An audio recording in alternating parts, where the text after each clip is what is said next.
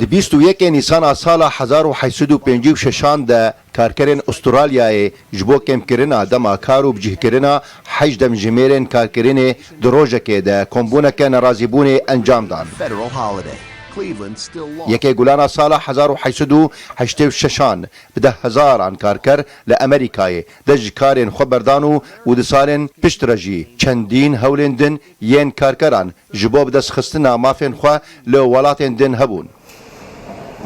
Îsal cejna karkeran di demekê de ye ku korona li piraniya welatan belav bûye û qerebalixiya kargehên vekirî jî ramana ew e ku metirsiya tûşbûna karkeran bi vayrosa koronayê zêde ye. Her ji ber vê yekê daxwaz ji xwedîkar û karkeran tê kirin ku pabendî rênimayiyên xweparastinê bibin. کرێکاران دەبێ ئەمە وامان ڕاستپاتن بە تایبەتیش خاوەن کارەکان کە ئەو کرێکارانن لانیش دەکەن وەکو بەردەست یان وەکو شاگردە هەر تەسمیرشتر لە هەر بوارێکیش دەکەن دەست چێش بەکاربێن و دەمامک بەکاربێن خۆیان بپارێزن بەرێککەوتنیان نەبێت لەگەر ئەو کەسێک کە کاری لەگەر دەکەیان لەگەڵ ئەو مشتری کە دەستە دوکانەکەیان ئیشەکەی لەگەر جێبەجێ دەکاتن بۆیە دەبێت هەر هەمویان خۆیان بپارێزن هەر تاکێک هەر مرۆڤێک لەلایەن خۆیان و خۆی بپارێزێتن هەم بەرێککەوتنی نەبێ هەم پاک و خاوێنی خۆی هەم دەست چێش و دەمامک بەکاربێنێ.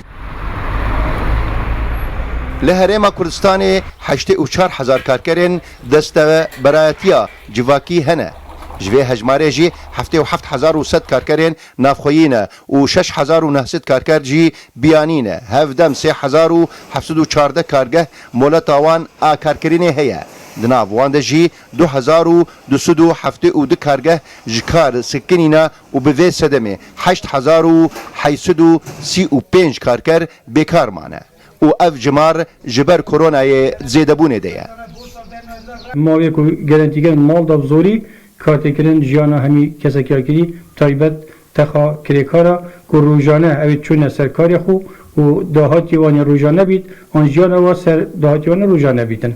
Felvêrê pitir 25,000 kirêkara Snûrê Parêzgah Duhokê mayne bêkar û ev rûke jî piştî qonax hêdiya Saîd bin lê dîsan arîşeyê kîr hatîne etrêda hem bu xidankarî hem bu kirêkarî hem bu xidanê kompanyê fehîvîdarîn rêkê yasayî.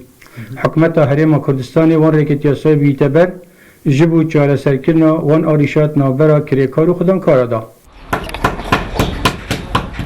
Di yekê gulanê de got bi cejna karkeran tên naskirin her sal li nêzîkî 8 welatên cîhanê bênvedana fermî çê dibe. Lê li piraniya welatan jî karker edvê rojê de li ser karê xwe ne.